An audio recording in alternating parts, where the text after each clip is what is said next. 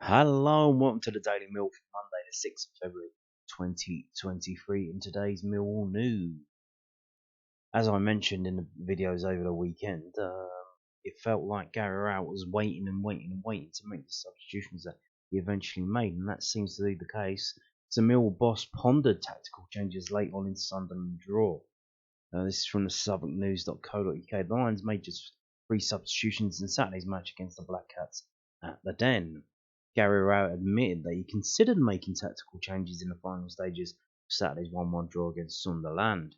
Mill took the lead midway through the second half and were put under substantial pressure as a result. It made the game difficult for them, as sitting back and holding on to the lead was equally as dangerous as pushing for a second goal and leaving themselves exposed at the back. It left Rowett with a decision to make in the final stages, and Millwall's constant prayer prompted him to leave things unchanged heading into the final minutes of the match. It looked like it would be enough to give the Lions a point, but they were undone by a well-delivered free kick in the 81st minute that was bravely headed in by Dennis Serkin. The Millwall manager admitted that it was a gamble to stick with the same tactics, but didn't believe that it had an impact on the outcome of the game. I don't think it was necessarily too open, he said after the draw.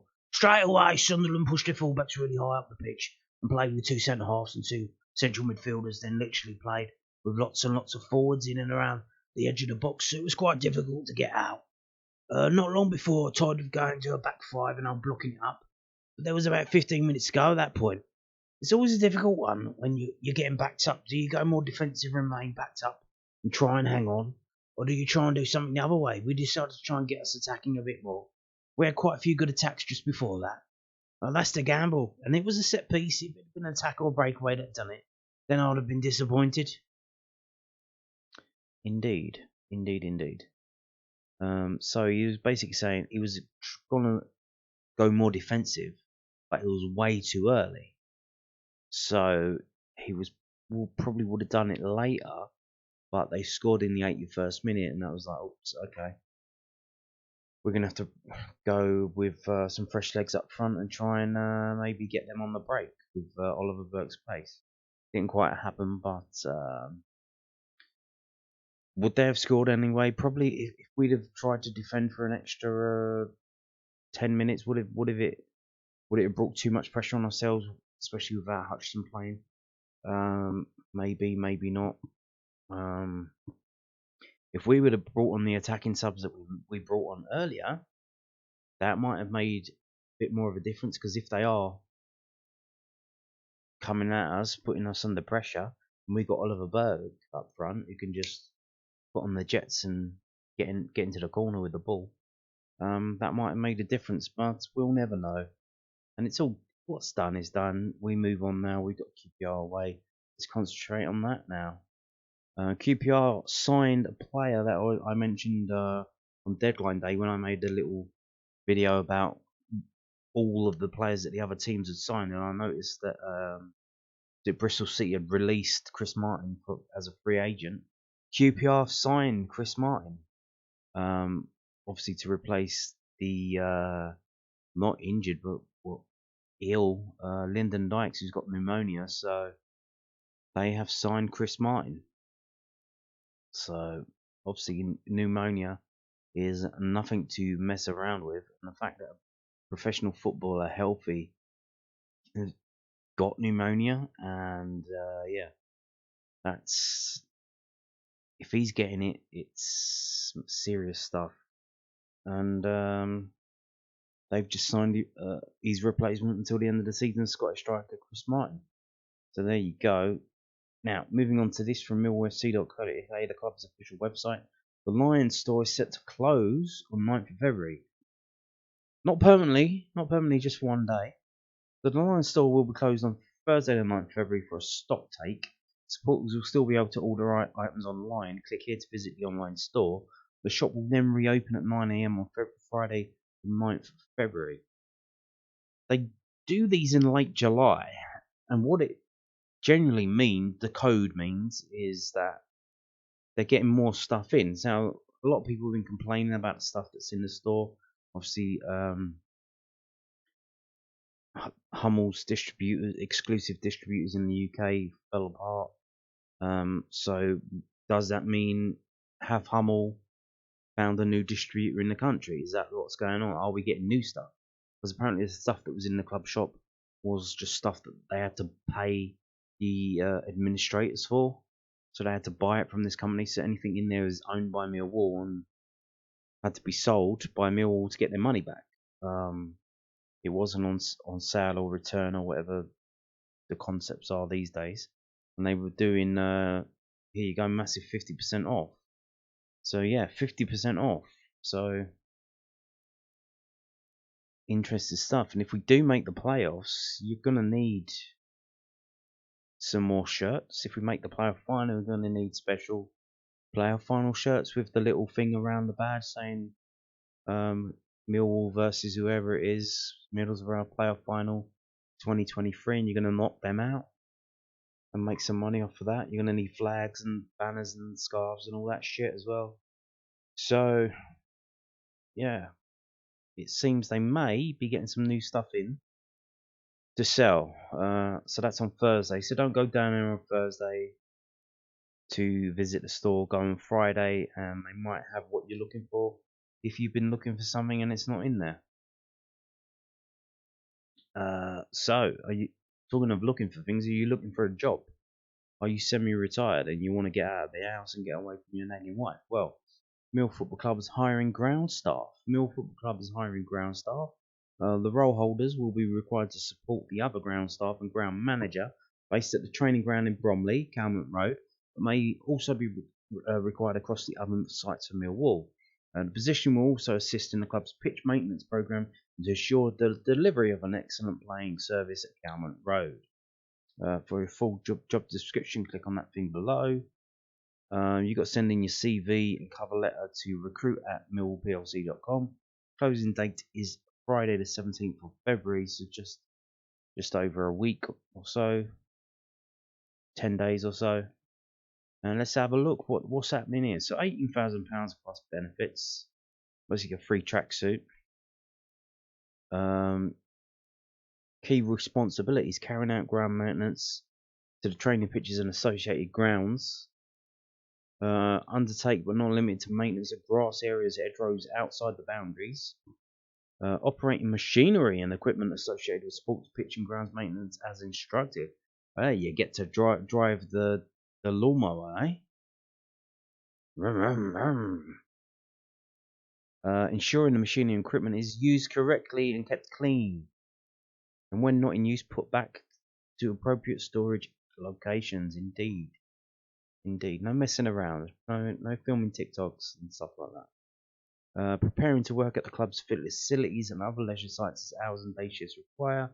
These can include evenings, weekends, and bank holidays. Other duties and responsibilities as required by a line manager. So yeah, there you go.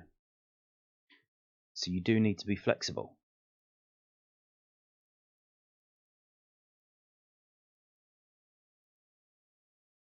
And there it is. So if you're interested in that kind of thing, you're semi-retired, you're retired, you want to get involved in a bit of gardening, you want to help me all out, I don't know, but there you go. You want to get the scoop on the players training, who's missing, who's injured, start leaking stuff out. Yeah, I don't know, maybe don't do that, but hey. So tomorrow there is a game. It's an under-21s game, but it is at the previously mentioned Calmont Road. So let's hope the pitch is good, because they seem to be down on Groundstaff at the moment. So Millwall's under-21s welcome Queen's Park Rangers to Calmont Road in the Professional Development League on Tuesday afternoon. It's kick-off at 1:30 p.m. The Lions return to action, aiming to leapfrog Bristol City at the top of the table. Kevin Nugent's side are unbeaten in 4 games, drawing both of their last 2 matches 3-3. A last-minute equaliser last week, earning them a point away at South London rivals Charlton Athletic last time out. Scored by Chinook Lee. Oi oi. The last time these two sides met, Tom Leahy and Abdul Malik completed a second-half comeback, picking up all 3 points in West London. Yeah, I watched that on Recast. Remember that? The Lions will be on the hunt for a league double over the R's. and add to their already impressive 10 wins thus far.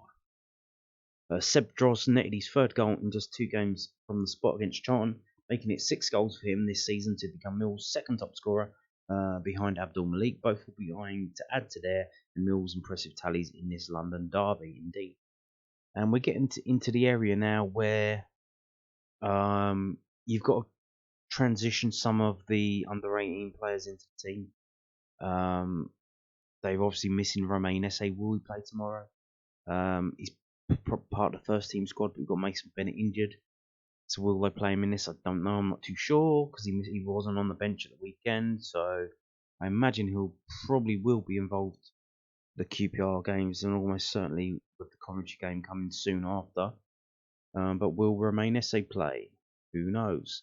Adomu Maku, will he play? We've seen him. He's apparently coming back a little bit. So I think he's been in the gym or whatever. So will he be featured tomorrow? Don't know. We've seen Frankie Vid. He scored on his trial in that 3-3 game previously mentioned against Charlton. He's actually signed on now, so you imagine he would start. He's just 18 years old, so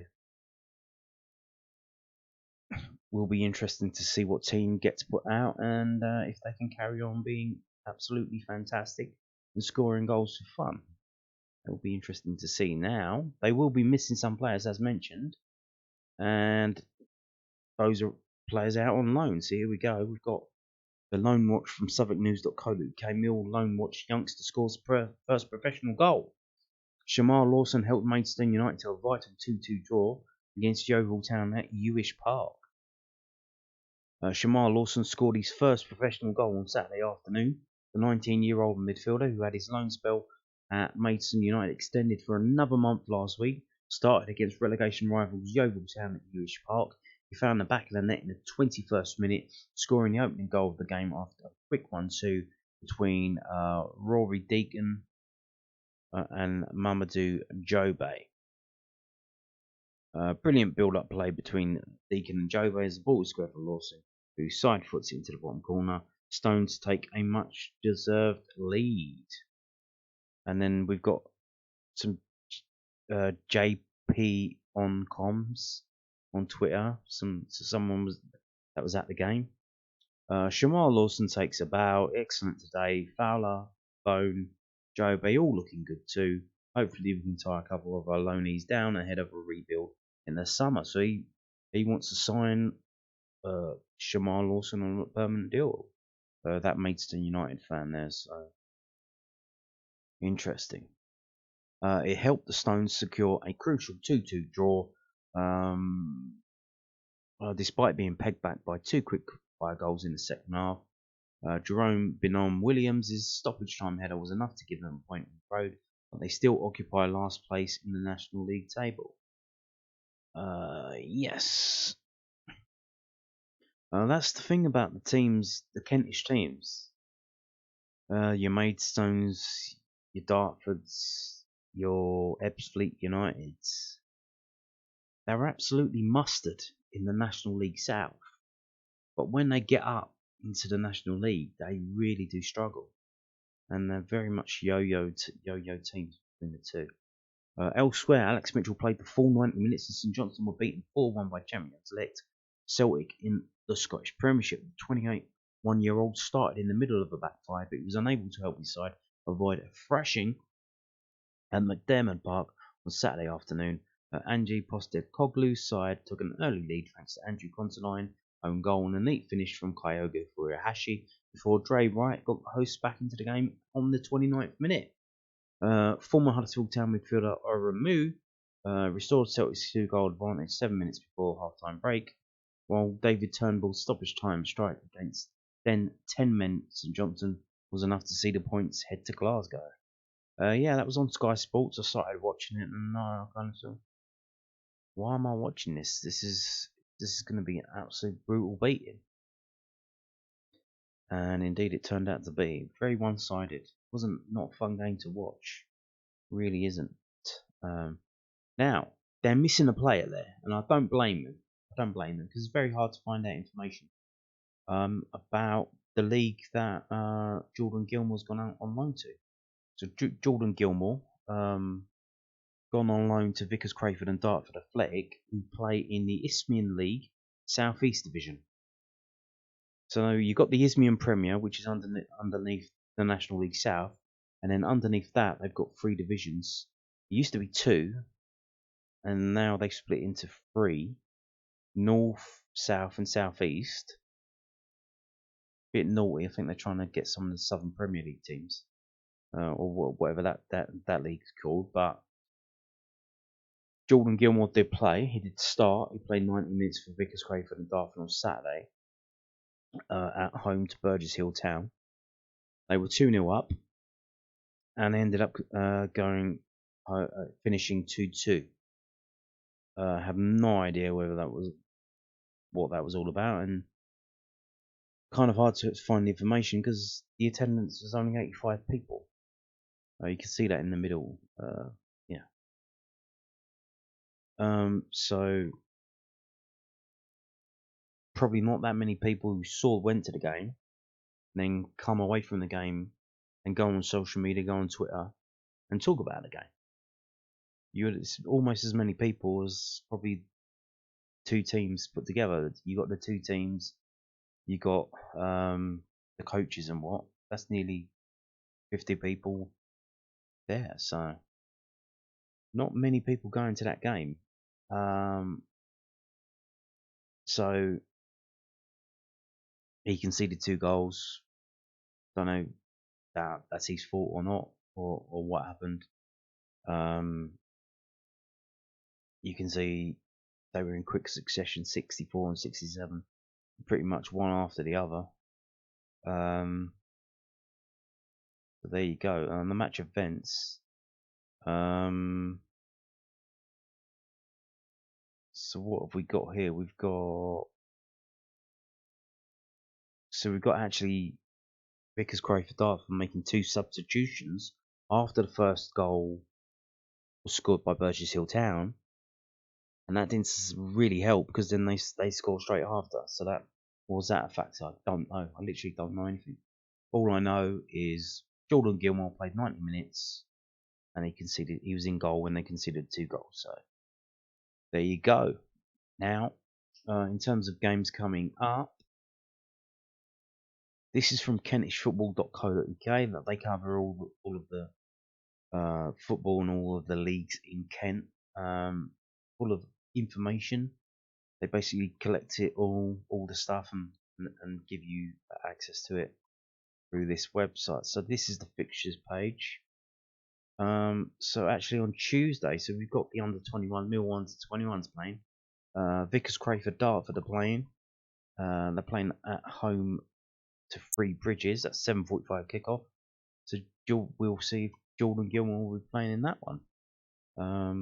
So if you're